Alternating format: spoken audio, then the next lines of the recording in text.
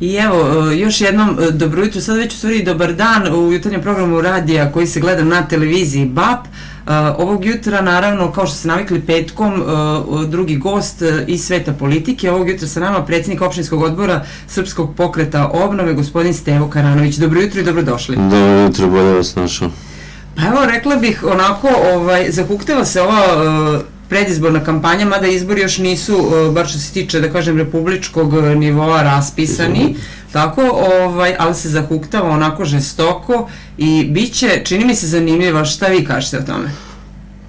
Apsolutno se slažem sa vama, mislim da će biti ovo najzanimljivija predizborna kampanja od kada je više stranača u našoj zemlji i kao što se pokazuje i na sceni Bačke Palanke, političkoj sceni, mislim da će biti i najprljavija.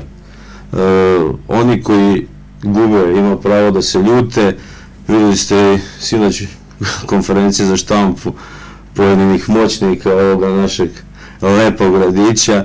Kad gube, onda se ljute i mislim da onaj ukus neke zrelosti političke prelazi u vređanje, u manipulacije, laži i obmane, kao što su već naučili u proteklom periodu da rade.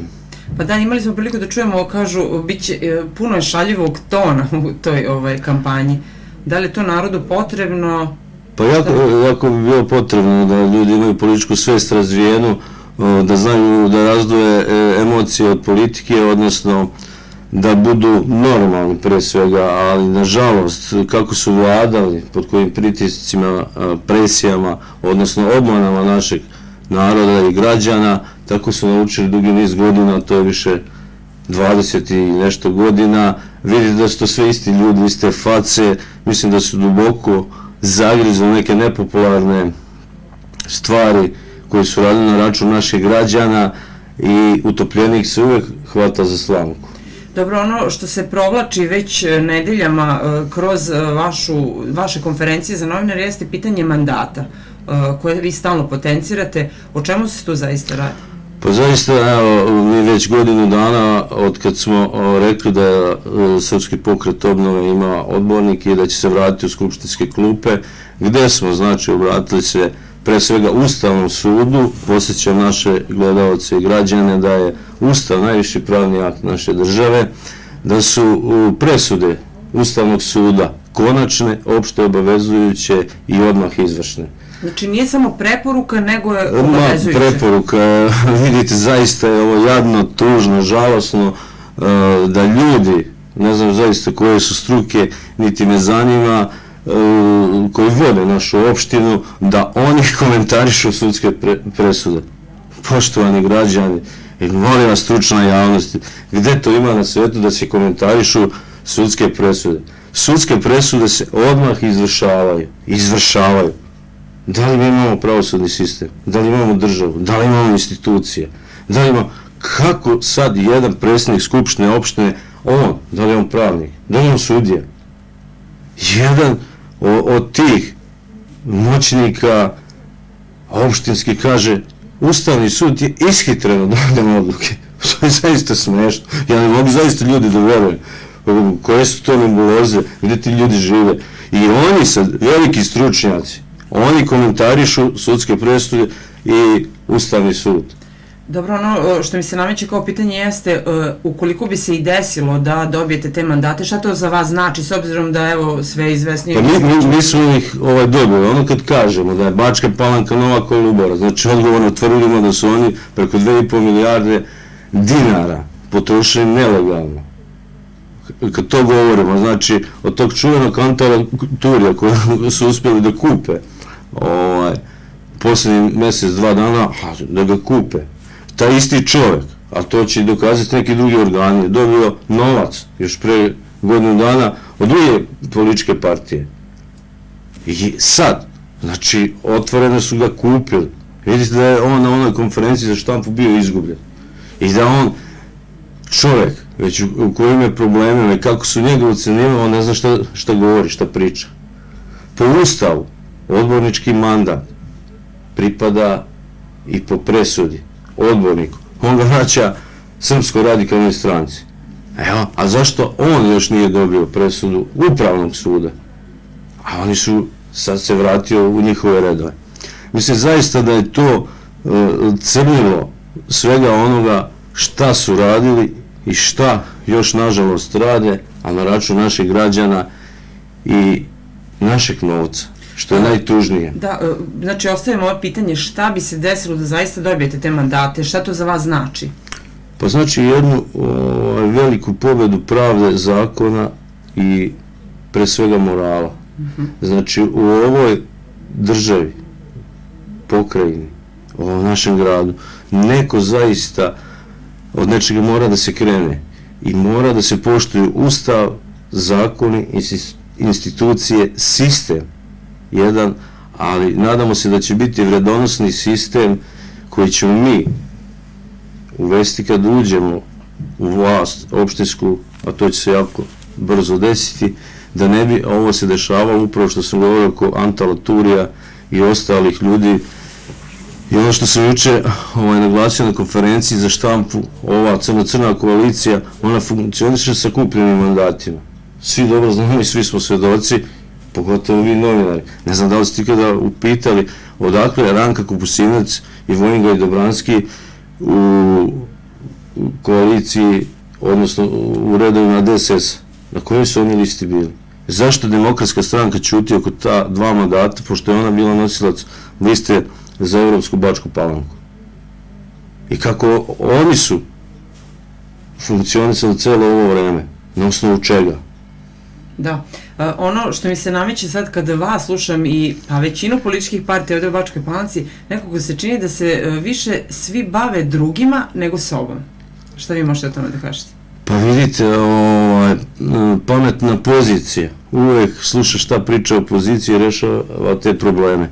Mi iz Srpskog pokreta obnove smo se dokazali u zadnjih godinu dana sve jednu akciju što smo krenuli da odradimo, što je bilo u našoj mogućnosti, odradili smo i pružili dokaz našim građanima da može. A da može. A dok opštinska vlast sa tolikim budžetom, koji je neracionalno i trošen i projektovan i zaista neke nebuloze koje su oni izricali celu prošlu godinu ne stoje. I ne znam onda kako misle i dalje da će dobiti izbore i da će vladati. To je ono zašto se bavimo drugima, odnosno kritikujemo ono što oni rade i što smatramo da nije dobro. A pozicija više se bavi opozicijom nego za oni zašto im je narod, odnosno građani Bačke Palanke dali poverenje. A dali su im poverenje da vode ovaj grad kako i oni to tumače kad njima odgovara i da rješavaju probleme građana. Evo vidite, dom zdravlja. Dalje možemo da pričamo o svim javnim preduzećima, o novim radnim mestima. Šta je urađeno? Evo, neka izađu gospodine, kažu, oni uče zaista da mogu da veruje i Demokratska stranka i to potvrđiva Bozalo, taj čuveni Bozalo, da oni zapošljavaju i predsjednik Skupštine opštine. Oni će čak 10 miliona da izdvoje za nova radna mjesta za zapošljavanje. A sumnjivi tenderi, brzi, hitni, 27 miliona. Eto, opet se bavimo, sad moram reći, opet se bavimo više drugima, ali ono što bi možda trebalo pomenuti što se tiče vaše stranke, bar opštinskog odbora, jeste zanimljiva inicijativa koju ste bili pokrenuli prošle godine, direktan kontakt sa građanima u centru grada. Da li će te akcije biti nastavljene? Da, apsolutno će biti nastavljene, ide nam predizborna kampanja. Šta je tu bilo, što možete izdvojiti kao zanimljivo? Građani su se, da kažem, izdali svoje mišljenje o tome šta im nedostaje u Bačkoj Palanci. Da, bio je taj čuveni kontejner, ono zaista što smo mogli destovati i uraditi u Dunavskoj obali. Zatim ona cena vode. Još jednom podsjećam građane da je cena vode u Jagodini kubik 6,5 dinara. Da je u Bačkoj Palanci za privredno društvo 123, a za fizičke lice 40 i nešto, ako se ne varam. Neka građani izračunaju koja je to razlika. Evo uzmite samo jedan podatak, sad jedan investitor koji dođe da radi u Bačkoj Palanci, da li je to zgrada, da li je to neki drugi objekat, koliko sam u razlici vode ima da plati. Zatim, gas.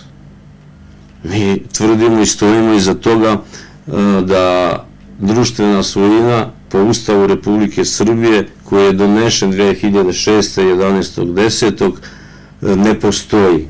DP Novi gas, da je to nepostojeće preduzeće. Da to, znači, naši građani ove silne namete, ove silnu bruku plaćaju nepostojećem preduzeću. Evo, taj direktor tog nepostojećeg preduzeća po Ustavu Republike Srbije, još jednom podsjećam naše građane, najviši pravni akt naše zemlje, plaćajući nepostojećem preduzeću, samo dižu platu direktoru. Evo da ga pitam koliko je njegova plata. Veća je 6 puta nego plata predsjednika Republike Srbije. Jel možete to da verujete? Pa dobro, ovako sa dosta činjenica vi baratate. Možda, dobro, pomenuli ste samo kontejner kao jedan od problema. Šta su građani u tim kontaktima sa vama izneli kao druge probleme u opštini? Pa najveći i najkrupniji problem što su građani iznali, to je ova vlast. Zato se mi bavimo sa njima. Znači, mi imamo koaliciju sa narodom. Građani od njih 100% koji su došli na naš štand, koji su zalepili problem, tako je popularno zvata naša akcija Zalepite problem, 90% se žalilo na vlast. Dobro, sad moram pitati, zar se narod ne žali uvek na vlast? Pa zavisi. Bilo koju? Ne. Zavisi. Ne mislite a priori da ono kao svaka vlast podleže? Pa ako vlast, evo, možete da odete u Jagodinu, možete da odete u Zaječar, možete da odete u Inđiju, pa da pitate građane da li se oni žale na vlast. Čak što više, mnogo je hvale, mnogo su zadovoljni sa tom vlasti, mnogo su napredovali, ljudi su, da se odmah razumemo, nije sve idealno sjajno, ali su zadovoljni. A izađite vi na ulicu sad pa pitajte naše građane, a ko je to zadovoljan? Jedino ovi opštinskoj vlasti što troše tuđi novac, naš novac, građana Bačke Palanke, grko i skupo zarađen, a oni ga krčme. Dobro, ovako, vi kako ste krenuli sa kritikom, sad moram da se našalim, s kim ćete ići u koaliciju? Sa narodom. Mi imamo već potpisanu koaliciju sa narodom. Da. Utvrđenu, potpisanu. I ja vam garantujem da će Srpski pokret obnove biti ne samo iznenađeni, tu smo već dokazani u Bačkoj Palanci, nego u Vojvodini, Srbiji, Bosni i Hercegovini, a i šire. Dobro, mislim, u čemu ste želi da pričate jeste, da kažem, negde lokal, ali ne možemo da se ne dotaknemo gore i vaše centrale. SPO najavljuje, ili u stvari ajde da zajedno su krenuli u taj projekat Preokret sa Liberalno-demokratskom partijom. Šta o tome možete reći, kako to funkcioniše ovde na lokalu i da li se odrazilo negde? Pa vidite, Preokret je jedan manifest koji je i Srpski pokret potpisao još u oktobru mesecu. Znači, to je jedna gde su intelektualci, slobodno mogu reći, krem Republike Srbije, osim tih moćnika državnih, potpisao taj preokret. To je jedno zaokretanje cele politike koja je vođena 20 godina sulude politike. Samo ću vas posjetiti ratova, bombardovanja, sankcija, loših privatizacija, otimanja i najkrupnije i najgore prodavanje teritorija, što upravo oni žele da urade sad sa Kosovom. Znači, ponovno vam prodaju istu maglu, isti scenario, zavađaju rođenu braću, dele se na patriote i izdajnike, što je komunistički sistem, što vidite što tu je najglasnija Srpska radikalna stranka, odnosno Socijalistička partija Srbije i te crne stranke koje su mračne 90.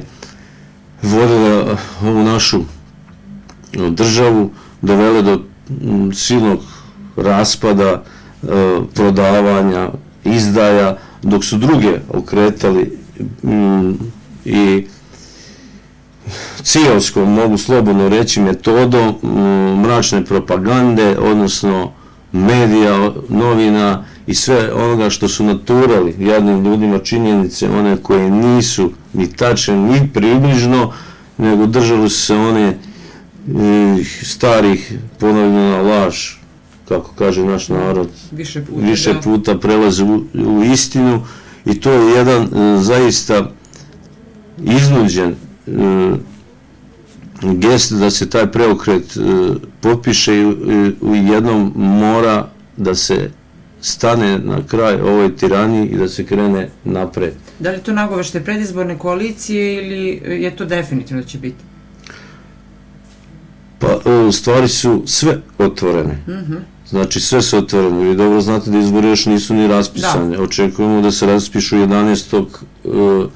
marta i treba da se održe 6. maja na Đurđev dan. Znači za sad je sve otvoreno. Pa dobro, vi ste očigledno, da kažem, pomenuli ste, iznenađenja mnoga postoje. Sad, ja ranije ne bih povezala, da kažem, SPO negde i Liberalno-demokratsku partiju, ali eto, dešava se svašta.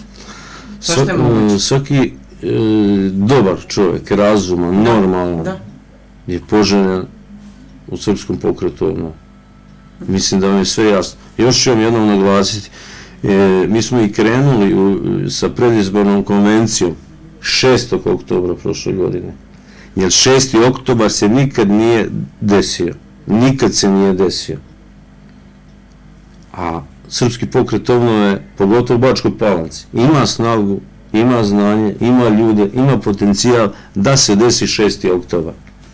Kad to kažem, još jednom apostrofiram to, svaka politička partija, svako udruženje građana, svaki pojedinac, seljak, radnik, intelektualac, što su mi dokazali, koji nam ljudi su zaista dosta se učlanili, zaista dosta prišli našoj ideji, našem predizbornom programu i našem zalaganju i radu, tako i svi ostali.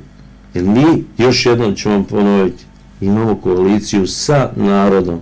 Znači mi ćemo zastupati interes svakog građanina, a ne samo kao ovi što rade da zastupaju interese svojih poslušnika, svoje bahatosti, svojih bahanalija, svoje neke političke obsesije kojih nažalost i oni ne razumeju. Prilikom bi samo podsjetio, a o tome ćemo mnogo pričati u predizbornoj kampanji, o Garmisch-Partenkirchenskoj instrukciji. A verujte mi da će to biti bum. Da će to biti bum. Veza sa čim? Sa lokalom ili sa... I sa lokalom i sa republikom. Znači jedna vertikala koja je postojala. Znači mnogi će se iznenaditi. A verujte mi da i mnogi ljudi jako dobro i pametno i stručno prate i političku scenu Bačke Palanke, odnosno sve šta se dešava, odnosno ono što mi kažemo da istina jedno i zauvek mora da pobedi na ovim prostorima. Ta ideologija laži, idolaži, prevari, zavadi pa vladaj je gotovo. Dobro, ono kako ste krenuli, ićemo u igru asocijacija neki, ali nećemo mi se baviti onako slagalicom i nekim tim igrama. Ono što mene zanima jeste, sad, što kažem, možete da odgovorite, a ne morate, mediji su ovih dana puni i priče o tome da li postoji jedinstvo u SPO-u. Ne ovdje na lokalu, nego generalno. Vidimo, imamo priliku da pročitamo nezadovoljstvo pojedinih predsjednika opštinskih odbora. Šta o tome možete reći? Sad mogu reći da niste dobro namerni. Pa mislim da, kako god to zvučalo, to mediji prenose i zaista, šalim se malo. jedinstvo, pogotovo u opštinskom odboru, izuzetno jako, čvrsto i samo napreduje. A što se tiče republičkog nivoa, koliko je Srpski pokret obnove se digao iz pepela i napredovao ulaskom mladih ljudi, perspektivnih, koji zaista žele i osjećaju Srpski pokret obnove i sve one godine 90-ih i sve ono što se činilo i radilo, verujte mi, ono što kažem da će biti iznenađenja na svim nivoima. Znači, probudila se ta svest, istina dolazi na vidjelo, naš narod je mnogo razočaran, prevaren, nažalost u nekim slučajima volio više lepu laž nego surovu istinu, zanosio se nekim suludim idejama nekih moćnika, a sad su te po meni strasti prošle, ljudi su shvatili šta se sve dešavalo, prozreli su sve te sulude politike i nekima u vrhu republičke vlasti ne odgovara jak Srpski pokret obnove. I to su ono što smo pre par minuta pričali, te mračne ideologije, propagande cijovske koje se koriste od 90. godina na ovim prostorima i dalje vladaju. I to je jedna manipulatorska igra, odnosno i kupovina određenih ljudi od drugih političkih stranaka koje su, nažalost, na vlasti, da bi se Srpski pokret obnove omalovažio i da ne bi bio to što jeste. Ali, to nam je samo uspeh, verujte mi, da je to uspeh za nas i da ćemo izaći mnogo, mnogo jači, da oni ponovo rade greške. Vi dobro znate da su oni naših lidera htjeli da ubiju, koliko je ljudi stradalo, istina im nije odgovarala. Mi tražimo uporno otvaranje dosijeja, samo u Bačkoj Palanci da se otvore dosijeji. To je bilo strašno. Samo u Bačkoj Palanci i koliko ljudi ima i šta su oni radili. Da, evo još da se pozabavimo možda onome šta nas čeka, to su izbori. Bilo je nekih partija koje su već decidirano unapred rekle svojima sigurno nećemo. Da li vi imate onih za koje isto možete da kažete sigurno nećemo s njima ili je sve otvoreno? Hrišćanski je praštati. Mi smo monarhistička stranka. Znači, svakom dobrom čovjeku, još jednom ponavljam, znate koliko je ljudi zavedeno i koliko tupe ideologije su upropastile naših ljudi, zavadile rođenu braću. To je zaista neoprostivo, zaista. Evo recite vi, da li je to komunistička ideologija, partizani, četnici, ono sve što se dešavalo na ovim jadnim našim prostorima i toliki niz godina unazad. I oni tom metodom do sad i vladaju. Mi, Srpski pokret obnove, pogotovo srpski, odmah i sad. Znači, svi dobri ljudi, normalni, čestiti, bez obzira kojoj oni stranci pripadali, da žele Bačkoj Palanci dobro, da prihvate naš program, su dobro došli. A pojedinci, znači, i te neke stranke će se morati mnogo tih, ako žele sa nama, odreći. Oni koji su činili malverzacije, zlodela, koji su naše građane pljačkali, moraju da odgovaraju. Njih se moraju odreći. Dobro, jedan zanimljiv odgovor, znači generalno hrišćanski je praštati, pa onako otvorene su sve opcije.